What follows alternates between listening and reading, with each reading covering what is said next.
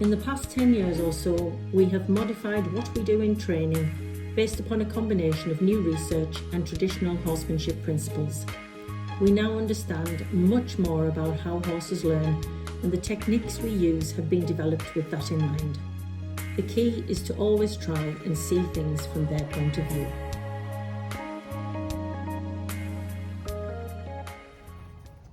Hi everyone, we are today hopefully going to beat the breeze because we found some sunshine to introduce you to some of the exercises that we do with the horses and ponies here that we've picked up over the last few years in terms of groundwork, which we've always lunged and done some basic work, but we have quite a number of exercises that we think are essential to the correct training and the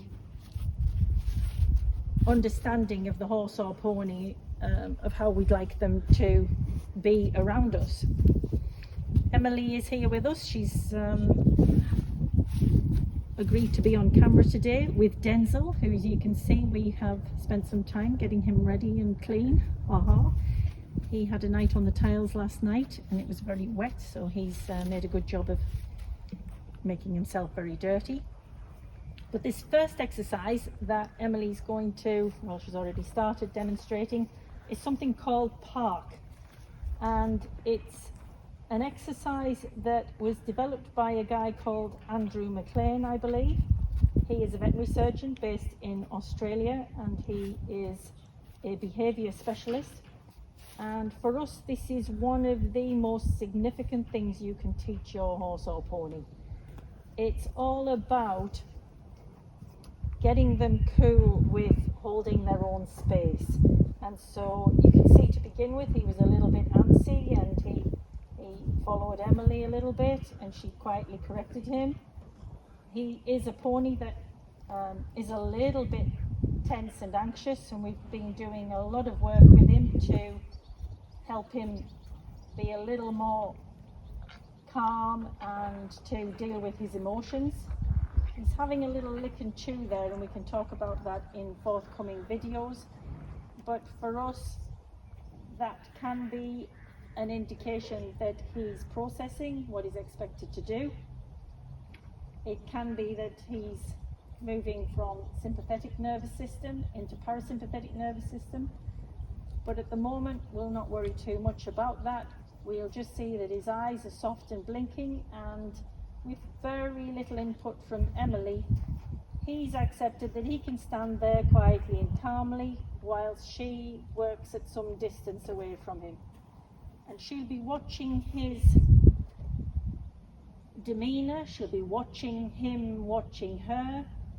She will be mindful of anything that will indicate to her that he's no longer calm and cool with staying with his feet firmly by our cone that we put there as a little marker for him. And we do find that putting markers down is helpful for handlers and horses. What we tend to do, and what Emily's done, is go to 12 o'clock, so she'd drop the rein and move back away from him to 12 o'clock, and then we progressively work so that we can get round to 3 o'clock and back, and then back to 12 o'clock. And so she'll push her luck a little bit more, and we're watching for his ears. And there he shifted a little bit before he decided that he'd like to come to her. She will quietly put him back to the spot that he started with. So it's not to be seen as a mistake as much as an opportunity to show him that he needs to stay where he was put, and he needs to be happy to stay there if there isn't any indication from the handler that he needs to move. It is a really terrific exercise for helping horses manage their own emotions. Once they become happy with holding their own space, it has a massive influence on how calm and confident they become. And he's kind of absent-mindedly moving in her direction, and she's just quietly popping him back. There are different ways to do this. You can use whip taps, She's actually just indicating from the position of her hands and the stick that she's carrying what she would like him to do. And getting around to 3 o'clock is always a little bit trickier than 12 o'clock, and we tend to find that it gets even more difficult when you're on the offside of the horse or pony too, and we'll come to that in a moment. And you can spend quite a long time just almost playing the okey-cookie with them, if you like. They'll step forward, then you put them back, they'll step forward, you put them back. And so he's had probably 10 sessions now, I would say, learning to park, because he was, as I said earlier, a little bit anxious. He came with his head like a periscope, and it's been quite a test for him and for us. And it's always a test for... Now, he went to move his head there, and I'd have paused as he moved his head. Did you see him? So we want to indicate to him that we're seeing him seeing us. And when he shifted his head, it would have been a good chance, good opportunity for Emily to pause and just show him that she saw he was bothered. He's gone back to soft eyes again, soft blinking, which is what we want. Quietly away, using the rope as kind of an anchor. She can go back to 12 o'clock, and then we'll probably return to him before she tries the offside, which chances are he might find a little more difficult to hold his stance. Each time we go back, we will reward with a little scratch or a rub. Occasionally we will use a click and reward. We use positive reinforcement as well, but we find sometimes it's better for their focus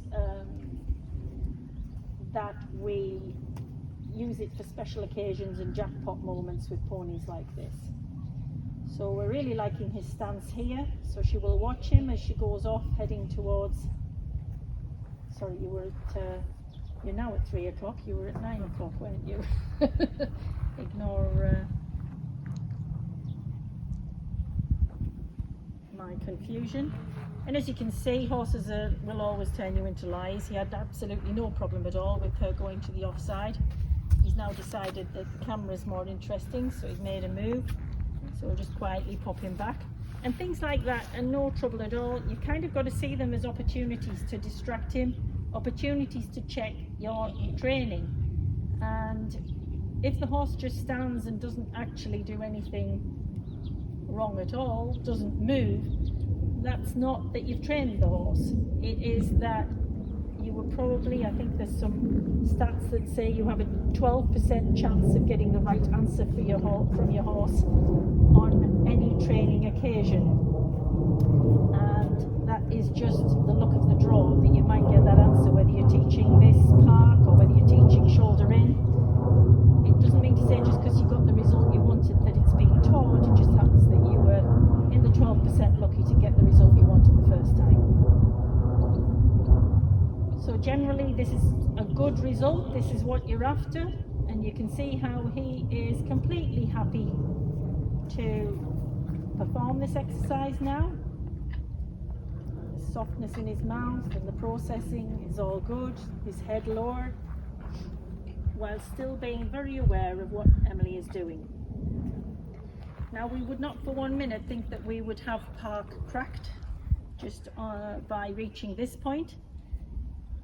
I think the science currently says you need to be able to do 3 to 5 repetitions, and probably then 3 to 5 different locations. So we would take this park exercise and we would go to the big arena, and then we'd go into one of the fields, and then we'd maybe have something going on in one of the fields, so that we know that ultimately he has got park well and truly trained into him, in that he knows if he's been set up in a certain way, then we'd like him to quietly chill, something horses like to do, while the human being moves away, moves closer, changes direction, does all kinds of funny things. So hopefully a nice little introduction there to the concept of park. If anyone has any questions, just put them in the comments and we'll do our best to answer.